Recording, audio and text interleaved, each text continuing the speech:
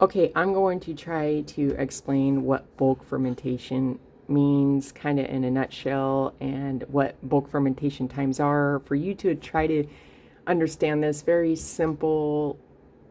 It took me a very long time to really find somewhere where it was really simple to understand it and the science behind it and whatnot. Now, granted, I am no professional. I'm just going to try to explain to you kind of what this is in a very simple way, okay? You have to remember your yeast is what eats the food, hence, the food is the sugar in the flour. And in return, what happens is your yeast buddies get bigger and bigger and bigger. They start out small and they get bigger and bigger and bigger.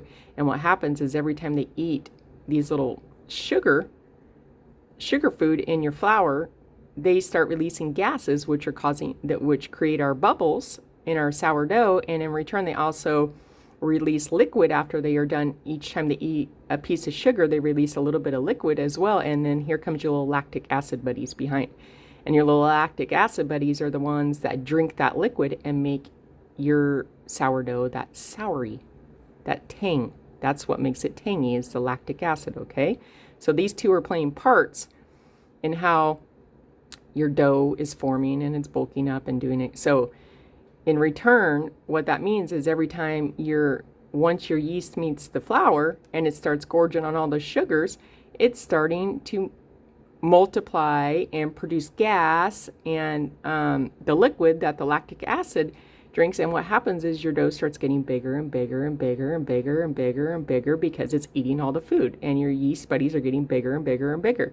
And what's happening is it's not so much your yeast is getting really huge, it's producing all these gas, and the gas is what's pushing your dough up. It's all these bubbles are coming into play with your yeast also, and it's making your dough rise, hence bulking your dough up. That's what bulk fermentation means. It means how long did it take your yeast to eat all of its food. That's all that means. How long did it take your yeast from the time it met the flour and started munching to eat all of the food, all the sugar that was in the flour? Because that's what the yeast eats, is the sugar from the flour. And in return, you feeding your yeast, it's going to bulk your dough up and make this pretty loaf that we love, when we bake in the oven. That's what that means, okay? In a nutshell.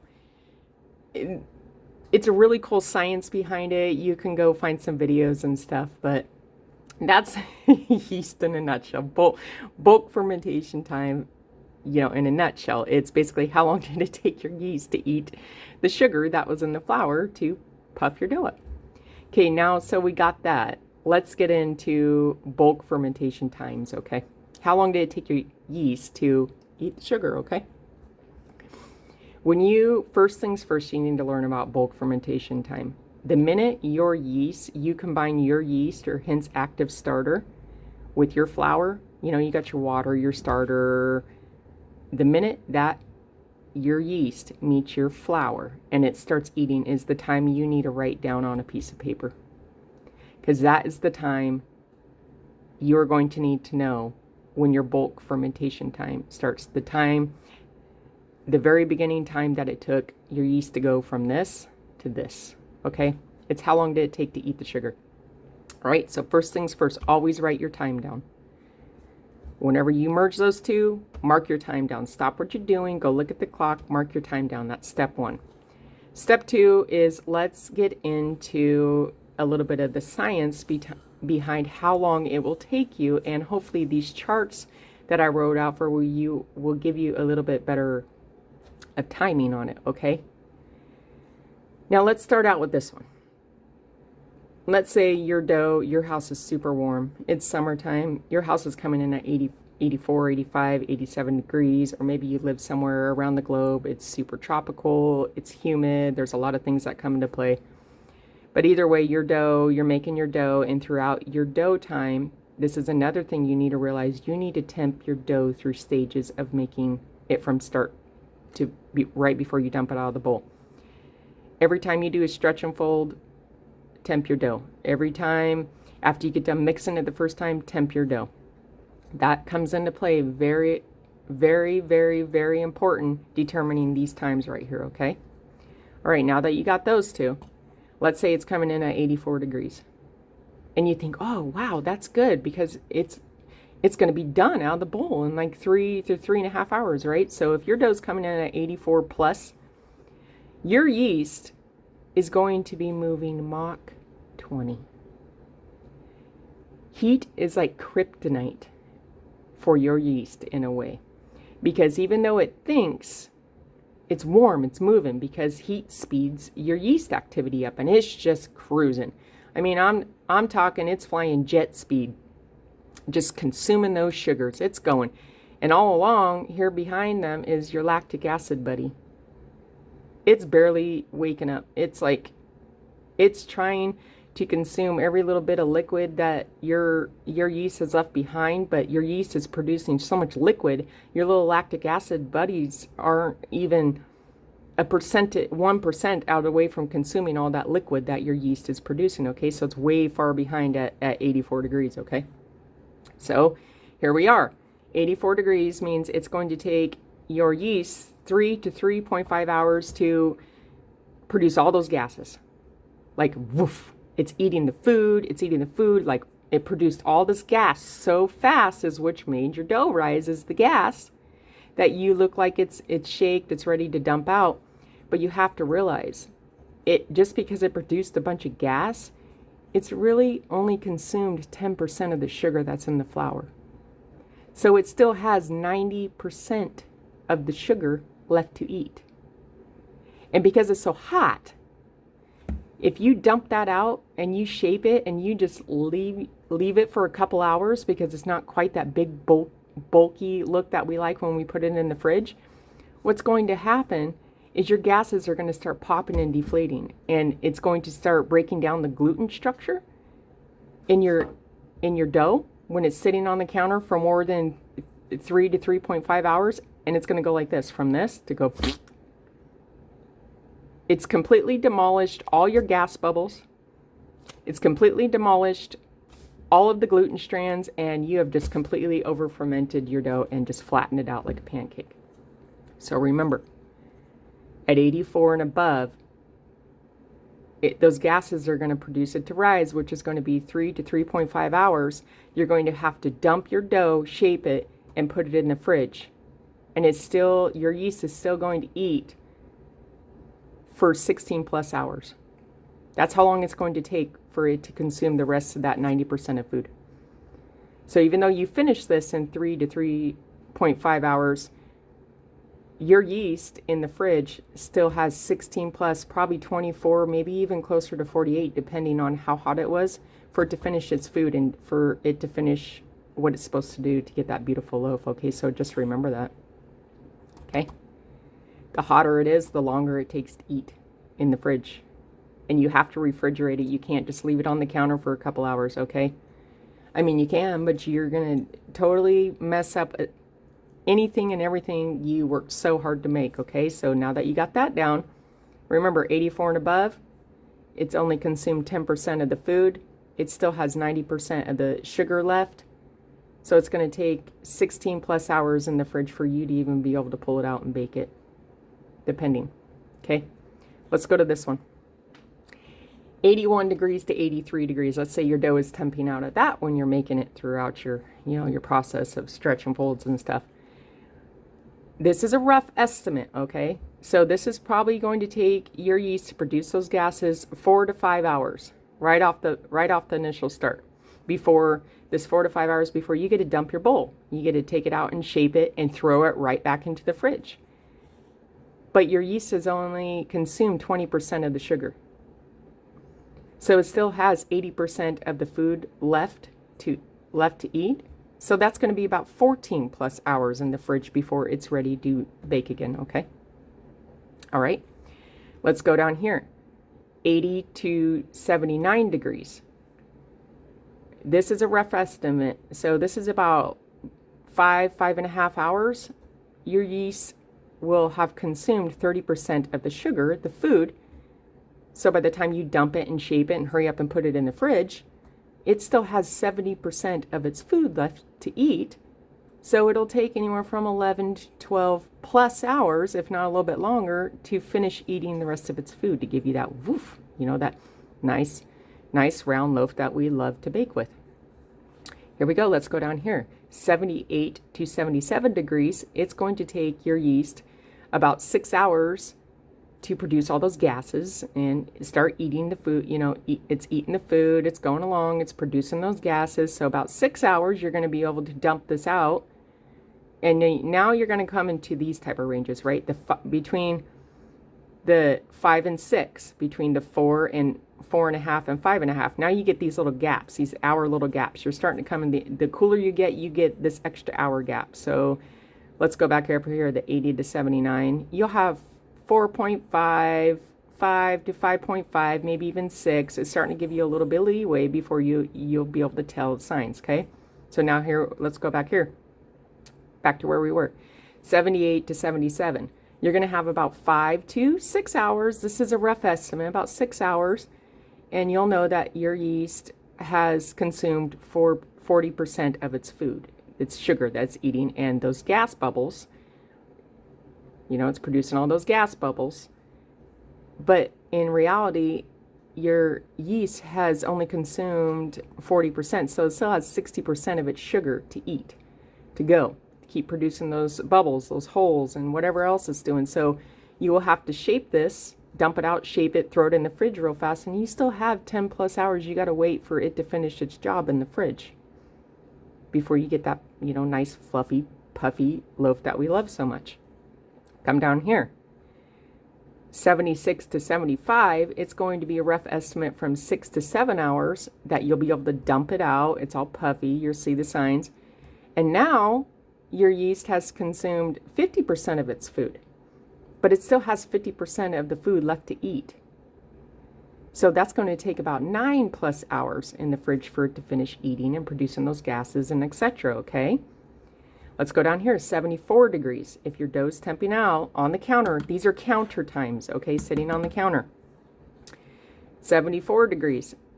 Between 7 and about 8 hours, you'll more than likely be able to dump it out of the bowl, shape it, put it in the fridge, and that will tell you that your yeast has consumed about 55% of its food.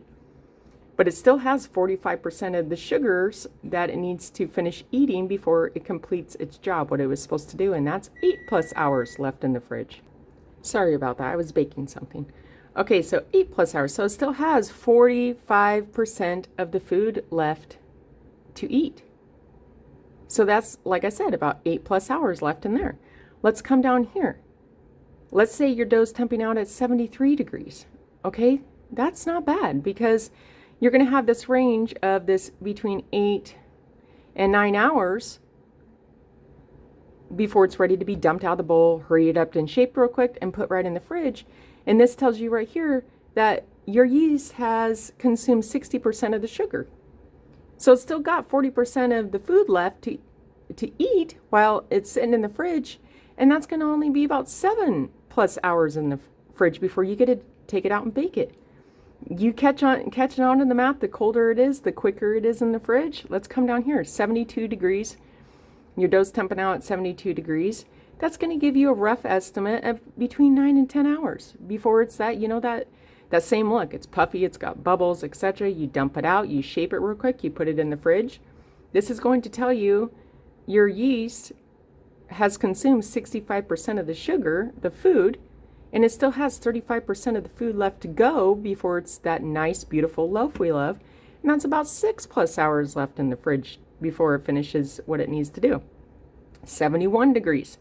That's between 10 and 11 hours. You get to dump it out of the bowl, shape it real quick, throw it in the fridge. That's going to tell you it has consumed about 70% of its food, its sugar. It still has 30% of the food left to eat in the fridge, and that's about 5 plus hours. In the fridge it'll take until it's done. Let's come down here even more. 70%, let's say, or 70 degrees. Your dough's temping out at 70 degrees. That's going to be a rough estimate of between 11 and 12 hours. And your yeast has consumed 75% of the food. So it only has 25% of the food left to eat, the sugar, and that's only going to be about 4 plus hours in the fridge before you could take it out and bake it. 69 degrees. That's going to be between 12 and 13 hours, okay? That's going to be ready to dump out, shape, hurry up, throw it in the fridge. It has consumed 80 of the sugar in the food. So it only has 20% of food left to eat in the fridge. And that's only like 3+ hours. Then you get to take it out and bake it. 68 degrees. 13 to 14 hour range before you'll be able to tell it's ready to take out of the bowl and shape it and put it in the fridge. And this is kind of telling you that it has consumed 85% of the food, the sugar. So it's only got 15% of the food left to eat.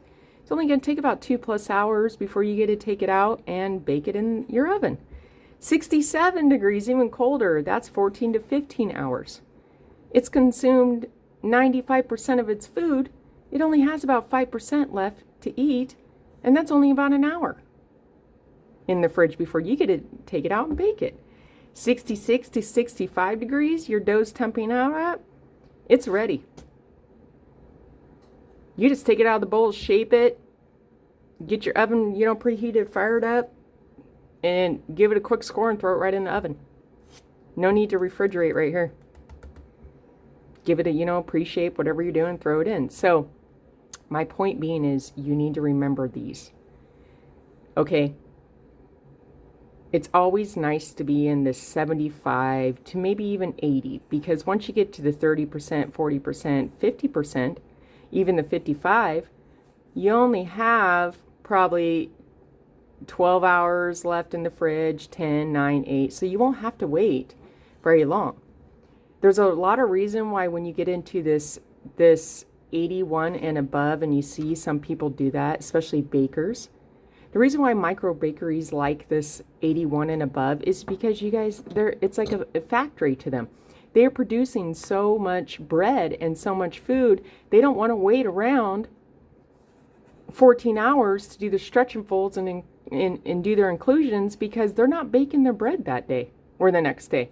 They are making these mass amounts of loaves of bread. So this is a good thing for them to do in that 81 to 84, because it's only going to take them 3 to 5 hours before they get to take it out of their big, huge containers, shape it. And they know their yeast has only consumed 10 to 20% of the food.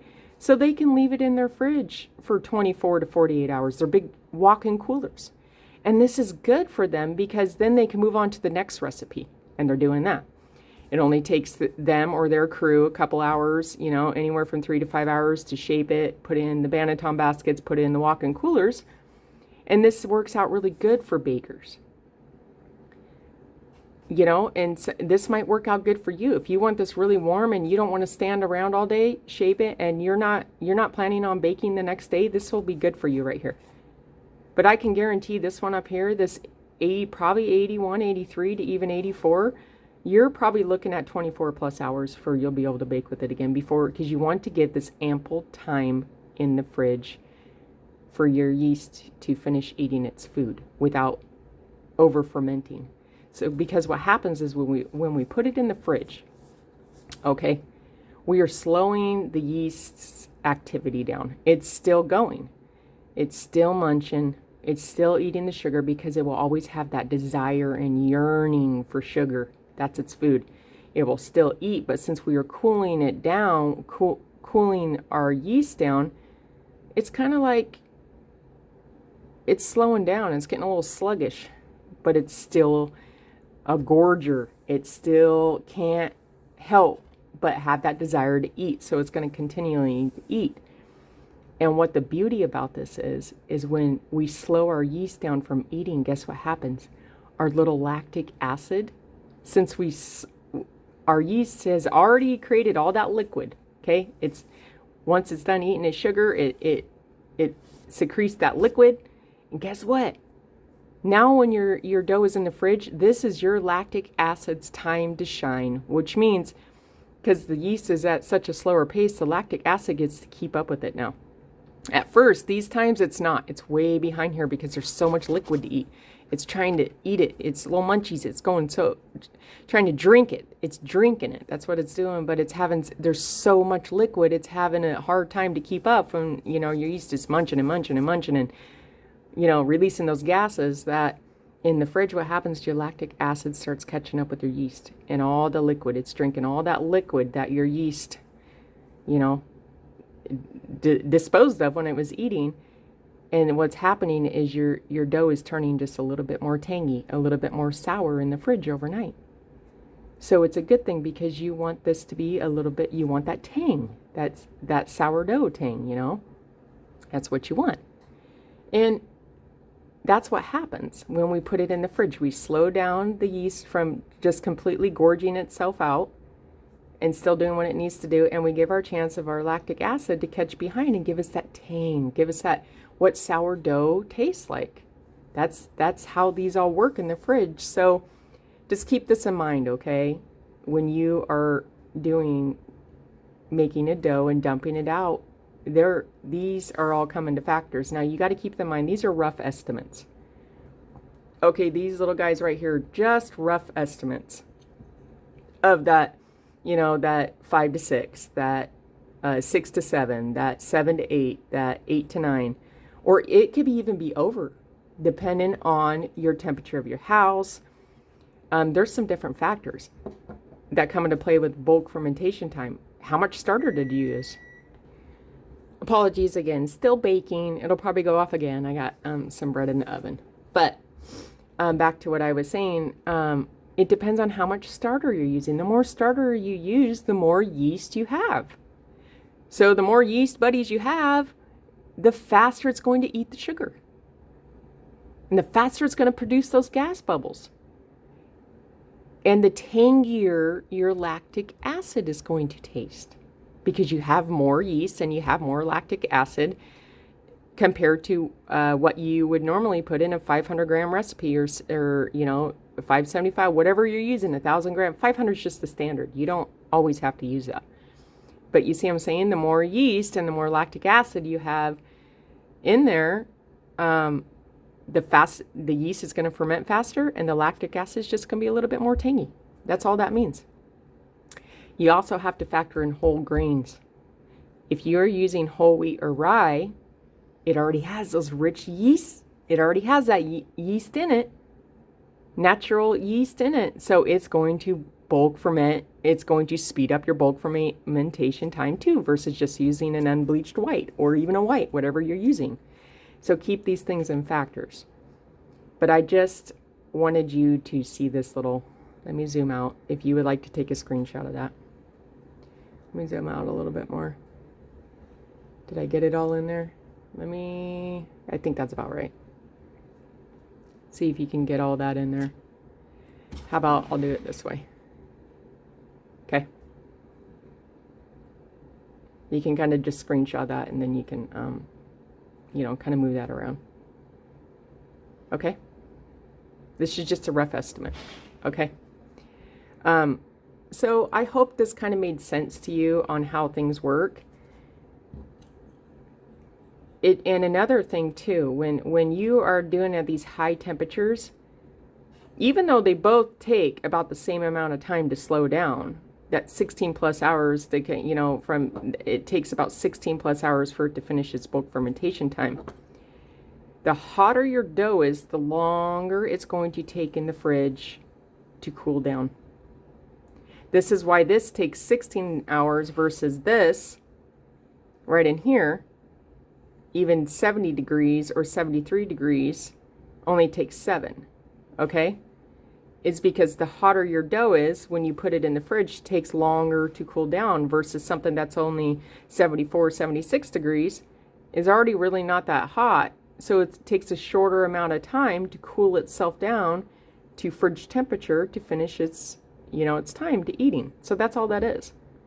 You think 84 degrees, 81 degrees, even 80 is really good to do this because you're only spending 3 or 4 or 5 hours in your kitchen.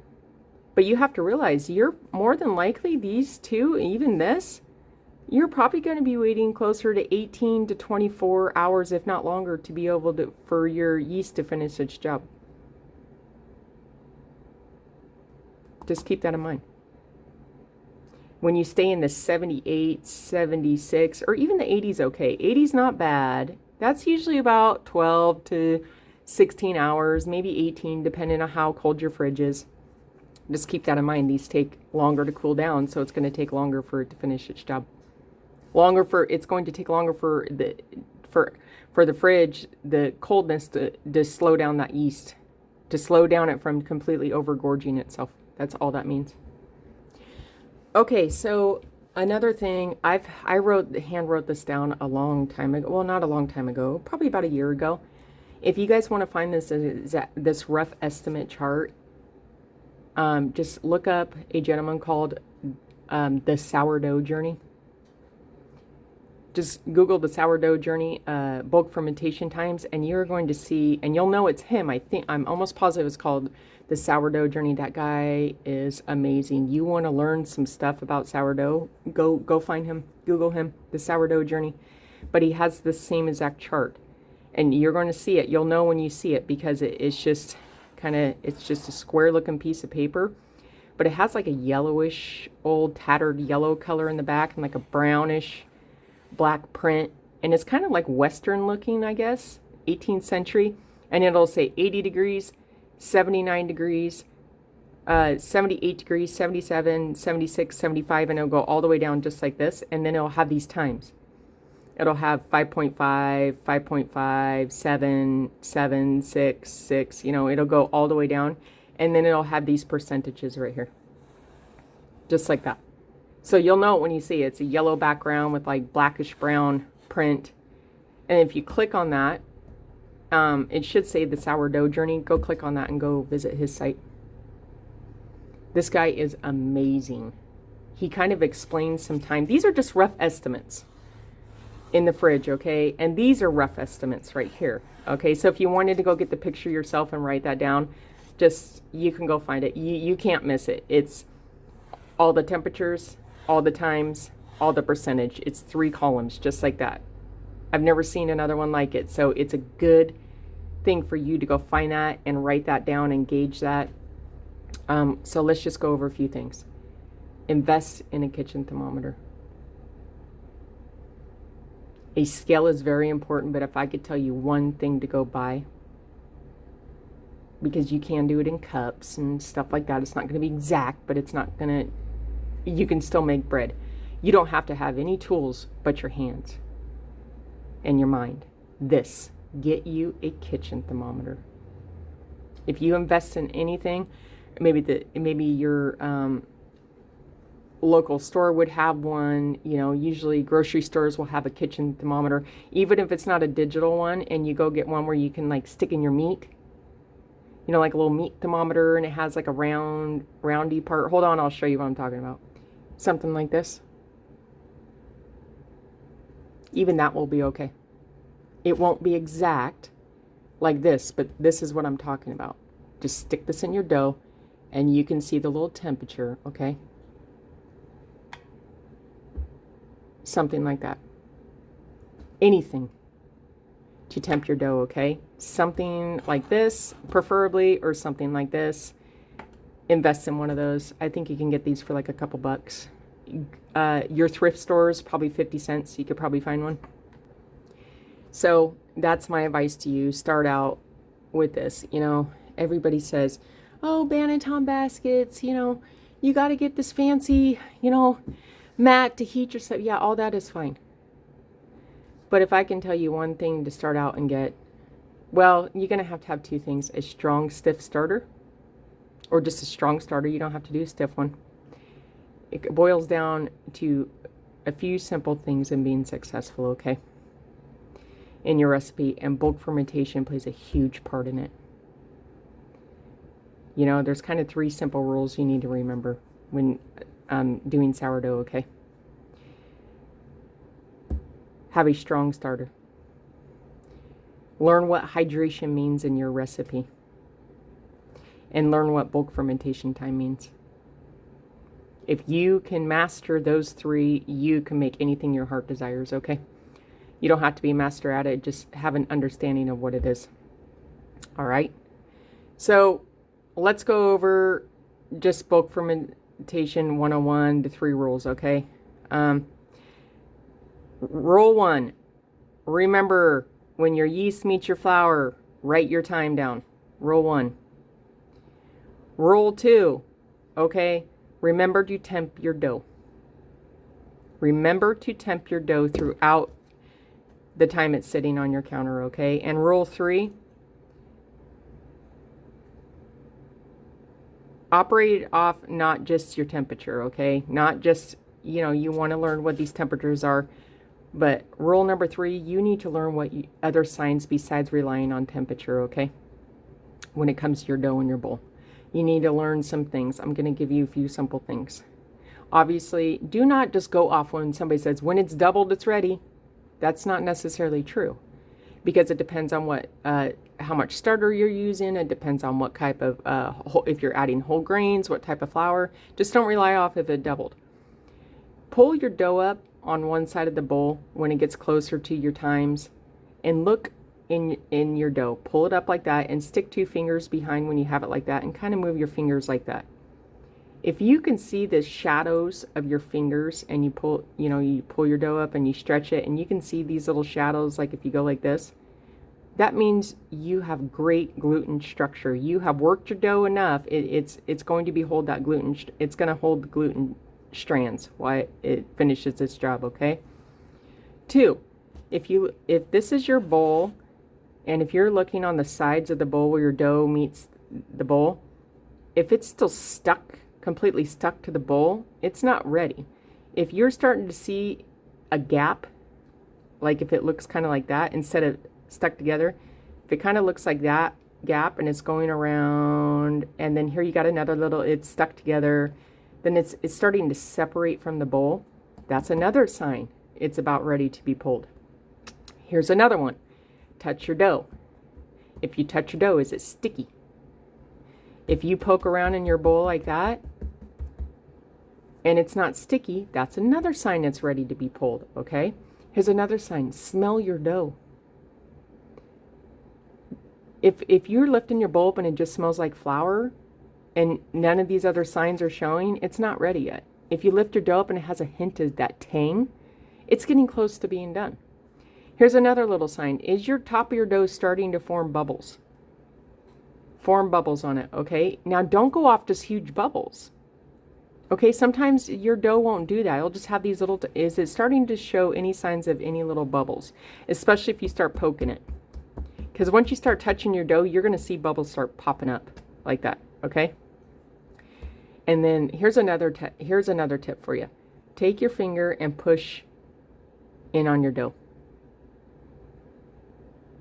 Push in on it.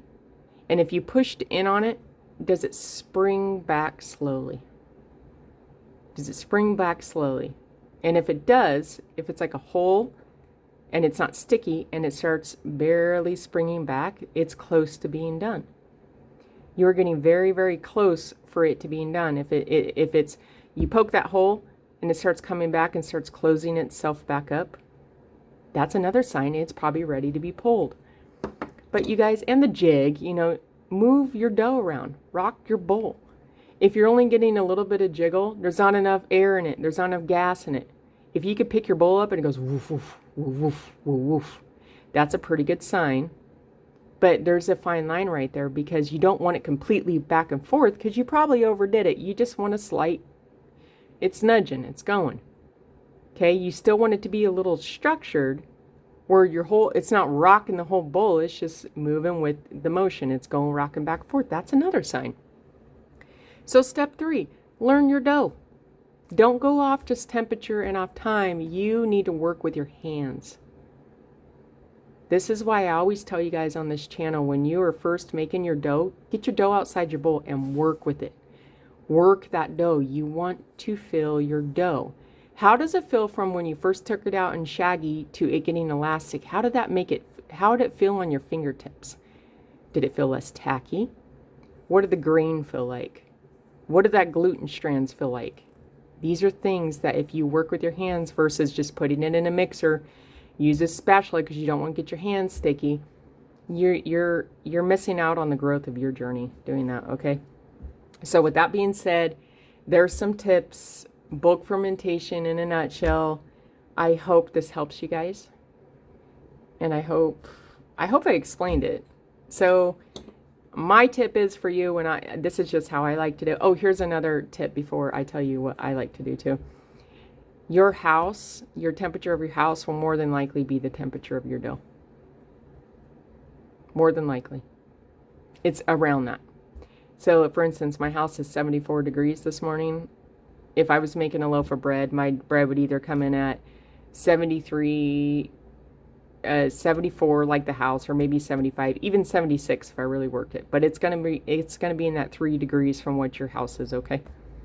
It could be one under, or it could be one or two over, but it will always be in that range of what your house is. All right, so keep that in mind. So if your house is coming in at probably 80 degrees, your dough more than likely are going to be right here, 80 to 81. If your house is coming in at 85, it's going to be right here. If your house is coming in at 73, it'll more than likely stay that way. So that's another tip for you. With all that being said, I hope this helps you. And I hope you really do end up, if you don't have one, hopefully you can find one. Maybe call a friend, ask a family member, etc. These are nice to have, but worst case, okay? Worst case, you don't have one.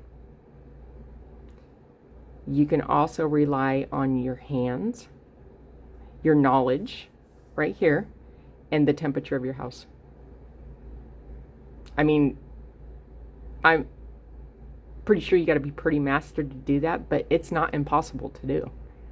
You can always look at the temperature of your house and know these times, right? And kind of base it off that. And then you can kind of start filling your dough. Kind of fill your dough throughout the process of, like, let's say, it's right here. It's going to take me 7. You're going to mix your dough. If you don't have one of these, go off the temperature of your house and work with your hands. But it's so much nicer to have one of these. So with that being said, that is yours truly, Monroe's take on what actually is bulk fermentation in a nutshell. I hope this helps you along your journey, and I hope you find that chart. I'm almost positive it's called The Sourdough Journey. He's a guy. If you want to get more deep into it, go click on his website. It's right there. He breaks things down so good for you. He has these charts. Oh, and he has these charts that go, what percentage of starter are you using to how long it will take? Like, this guy's pretty precise, but you will not miss his picture. It's just like, it looks like a square piece of paper. It has this tattered yellow color and then this brownish black, and it has the degrees in a column, it has the hours in a column, and it has the percentages in the column, and that's it. And that's, you'll see it. Go get that picture, download it to or screenshot it to your phone, go write it down on a list. It's a game changer for you. With that being said, may the odds forever be in your favor on your sourdough journey, and keep blazing your